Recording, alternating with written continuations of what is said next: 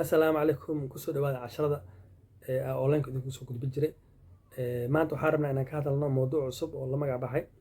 hypercholesterolemia maxaa la lahaa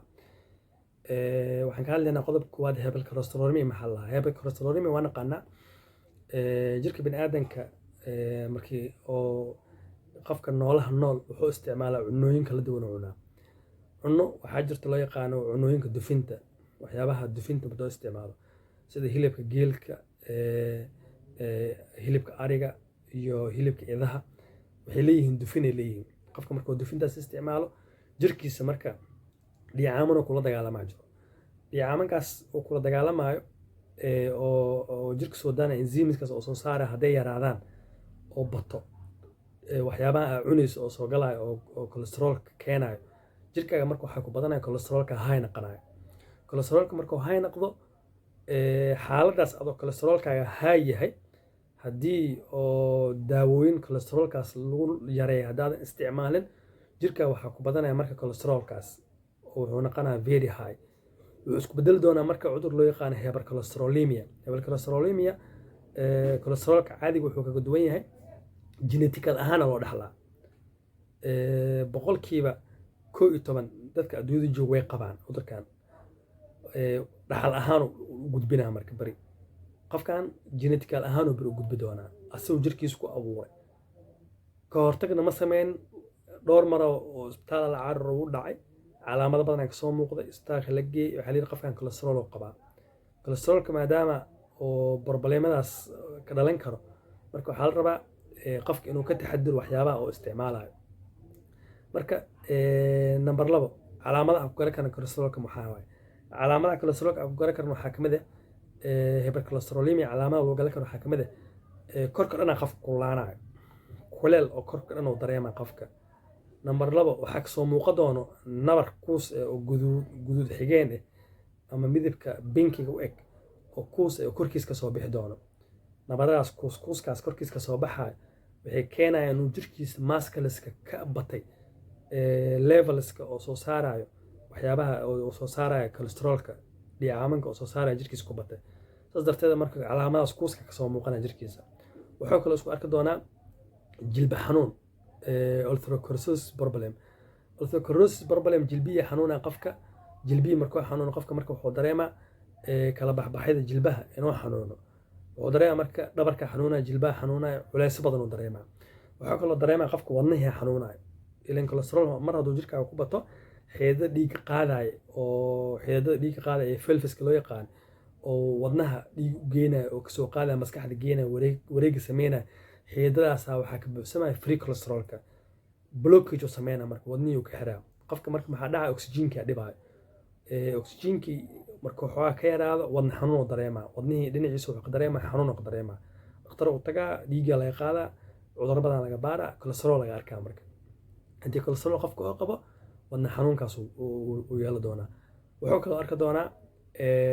qofkii madaxa warwareeraya maadaama oo free glucoseka free cholesterolka oo jirkiisa ku badanaya dhiiggaas oo raacayo maskaxda markuu dhex galo dhiigga maskaxda galaa dhiigga maskaxda markuu raaco functionka maskaxda shaqada normalka ee qaba lahayd isbedela ku dhacayo qofka madaxa xanuunayo socodka xataa sometimes uu qaldaa dulqaadkiisa yaraanayo markuu hadlayana wuxuu jecel yahay in asli la dhageysto warkiisa asli warka badanayo marka number 3 causeska kolestaroolka maxaa noo sababa kolestaroolka waxaa loo yaqaanaa cudurrada la isku dhahayo metabolism disorderka ka mid yahay cudurkan metabolism disorderka loo yaqaan inta badan waxaa laga qaadaa waxyaabaha dufinta aan soo sheegnay oo sida idaha oo kale biradeeda inuu jirkaaga ku bato waxyaabaha loo yaqaan burada geelka oo kale waxaa kaloo kamid ah waxyaabaha oo dufinta laga keeno sida sisinta saliideeda oo kale saliid macsarada oo kale saliid caadiyeeda oo kale waxyaabahaas oo loo yaqaan oo dhammaantooda laga keeno fatska oo fats steroids ee dhahan uu dhiiggaaga ku badanayo wuxuu sababaa levelska oo dhiiggaaga oo metabolismka dhiicaanka lagu burburi lahaa yaraanayo dhiicaankii lagu burburi lahaa markuu yaraado waxyaabihii hadda aan soo sheegna jirkaaga ku badanaya markay jirkaaga ku bataan noocyadaas kolestaroolka jirkaaga ku bataan problema ku keenaa. marka kolestaroolka causeskiisa waxaa loo qeybiyaa mid waxaa jira loo yaqaana LDL cholesterol loo yaqaanaa. LDL cholesterolkaas waxaa loo yaqaanaa bad cholesterol loo yaqaanaa. waa nooc ugu xun kolestaroolka oo dadka inta badan ku dhaco, noocaasa laga baaraa. nooc kale waxaa jira loo yaqaano HDL cholesterol la dhahaa. HDL cholesterol waa naqaanaa, good cholesterol la dhahaa. marka aniga aan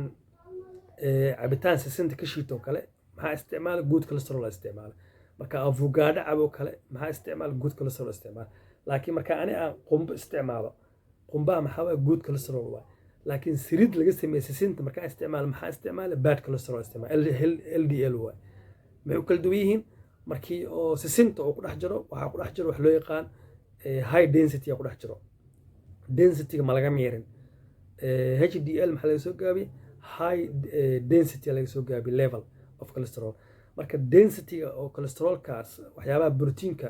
oo lipoproteinska oo densitygiisa meesha ku badanayo. hadduu densityga high yahay waxyaabaha densityga dheeriga oo saliidaas la raacsanaa meesha ku badan. markii sisinta la shiido la miiro oo saliida goon loo soo bixiyo, LDL cholesterol goon loo soo bixiyey. LDL cholesterolkaas hadaa isticmaashid dhibaato ku keena. waxaa kaloo jiro cholesterol loo yaqaan triglyceride cholesterol, asina waa jiraa. waxaa laga keenaa kan subagga. subagga hadaa maanta isticmaalo oo dhaho maraqa cunaayo, canjeerada cunaa subaga ku darsanaa, cambuulada cunaa subaga ku darsanaa, subaggaa dhiigaaga ku badanayo. subagaas marka muxuu ku keenaa beri dhibaato badan kuu sababa. dhiigaaga ku badanaa, dhibaato ku keenaa, wuxuu ku keenaa marka cholesterol ku keenaa oo high hypercholesterolemia ku keenaa. marka waxaa jiro VLDL jiro, very low density of the cholesterol jiro, lipoproteins. marka cholesterolkaas oo VLDL asigana waxaa laga keenaa waxyaabaha aniga aan isticmaalayno, sida waxaa laga keenaa subagaas oo kale, asina waa laga qaadaa, saliidoo kale waa laga qaadaa. marka noocyadaas kala duwan cholesterolka jiro.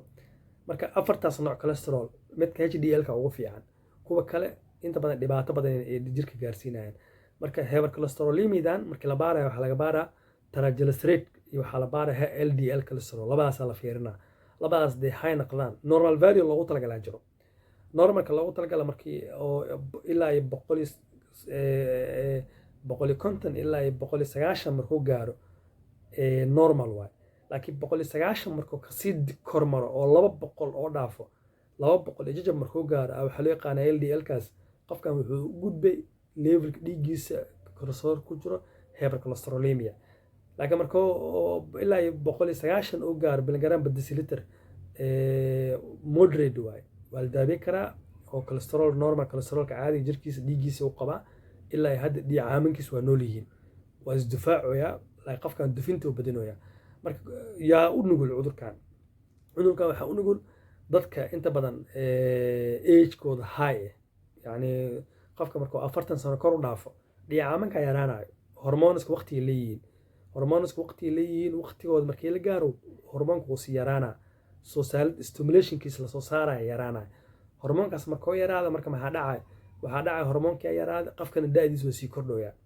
da'da kulama oo sii kordho hormoonka waa yaraana. hormoonka kulama oo yaraado isticmaalka cunooyinkan oo dufinta haddaadan yareenin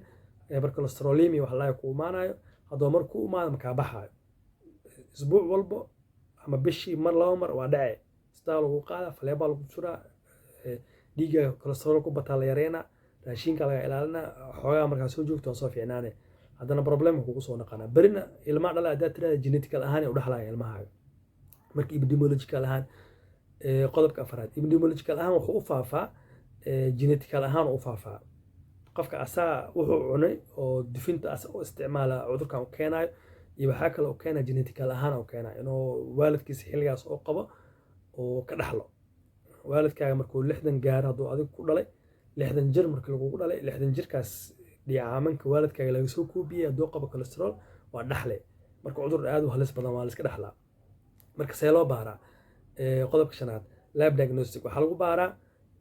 LDL cholesterol, maadaama LDL cholesterol iyo triglyceride labadaas u adkaay. shaybaarkaa tagay, biochemistry machine lagu baaraa, isbitaalka u dhex yaalaa, waa tagay haliga baaraa leela guideline la soconay. asoo rapid testing waa la keenay baal yaroo kooban digital inta laga mudaa waxaa lagu baaraa mashiinkii yariis waa soo gadan kartaa qiimihiisu waa yari hadda cholesterol marba aa qabtid iska soo gado oo gurigaaga keensa iska fiiri si mar walba jirkaaga oo balanced uu yahay dhiigaaga aa ula socotid raashinka aa cunaysidna u controlshid marka treatmenti cholesterolka daawo waa leeyahay qodobka lixaad cholesterolka daawo waa leeyahay daawooyin oo wuxuu leeyahay atorvastatin daawo la jiro oo garaamaadka kala duwan garaamaadka hadba dhakhtaraa bixiyo marka daawada laskama qaadan karo dhakhtaraa u tagay waxaa leedahay aniga cholesterol qabaa daawadaas xaalad aan la qaadi karinaa jiro xaalad walba hadda iska qaadatid dhibaato kale kuu keenay marka daawooyinka dhibaatooyin badan ay sababaan marka laskama qaato daawo waa leeyahay daawadiisi waxaa laga helaa magaalada isbitaalka tage waxaa la soconaya cholesterolkaaga levelka oo maraa la soconaya markaasaa daawada qaadanaya daawada markaa qaadato dhiiggaaga waxaa ka yaraanayo cholesterolkaas ku bataa yaraanayo waxaa yareynaya daawadaasaa qaadate daawada kaalmaati waa marka enzyimkii la waayey oo free cholesterolka yareynaya waxaa keenaya daawadaa keenaya daawada enzyimki oo dhicaaminki enzyimki camal laga sameeyey jirkaaga markoo galo wuxuu yareynaya cholesterolka dhiiggaaga ku badalaya waa yareynaya laakiin cholesterolka makaa baxaayo hadduu marka jirkaaga soo galo oo levelkiisa high noqdo soo ku baxo waa adagta qodobka toddobaad waxaa la sameeyaa marka prevention ka hortagaa sameynaya maadaama jirkaaga oo dhiiggaaga ku badan karo waxyaabahan free cholesterolka uu ku badan karo dufinta aa cunaysa ka taxadir waxyaabahan oo hadda aa soo sheegin oo dhan iska ilaali ka hortag samee maadaama da'daada 60 sano ka weyn tahay haddii meelo oo raashin fiican laga cunaa lagaa waco waxyaabaha dufinta uu ku dareeyaa iska ilaali haddaad soo cuntid dufin waxaa la sameeyaa exercise la sameeyaa maxaa la sameeyaa walkable distance xaafad walba oo ku yaalo Soomaaliya ama Afrika ku yaalo garooman oo waxa laga sameeyay oo banoon lagu cayaaro garoomankaas waqti u sameeyay time management بعد المغرب انت بدل لما شقeeyo بعد المغرب exercise soo samee hadii aad awoodi kartid بعد المغرب hadii aad shaqo iyo hoola aan leedahay subaxi بعد salaad subax marka la soo baxo garoonka tag dadka iska leeshi tiima ma jiro oo xaafad walba ku almeetayana jiro Afrika meesha aad ka joogtid exercise waa hele hatta xillidaas laamiyada iska furan بعد salaad subax laami gawaari badan ma socdaan waxa sameyn kartaa adoo ruuleynaa laamiga ku socon kartaa waxa u baahan tahay cholesterolkaas marka jirkaaga ku jiro dhiid inuu ka imaado dhalinyarada markay yar yihiin waa ard barooni dheelaan waa isburbursadaan waa ordaan dhiid badan ka imaado laakiin markay weynaadaan qofka markuu cuslaado kaftankii faraha badnaa faracyarka faraha badnaa banoonigii la dheeli jiray wixii dhan wuu ka istaagaa guriga shaqada u dhaxeynaa guriga shaqada u dhaxeysa aad isdilooy waxa laga yaabaa gurigan inuu mukayf ugu xiran yahay shaqadana mukayf ugu xiran tahay shaqadana dee mukayf ugu xiran tahay gurigana mukayf ugu xiran yahay problemku aad isku badanayo marka prevention waxaa sameeysaa exercise samee جيم حتى لسه مقالة جيم قال تايم أسمى يسوع أبي والله بالجيم كاس قاعد أسبوع عاد سدح مال عنده وقوف لنته مركا موضوع يعني هي بالكوليستروليمي أنت سووها سوكو بينا وحي كلا موضوع أصله هذا إذا اخترك سوى هلا كومنت كنا قربوا ما سنتي سلام عليكم.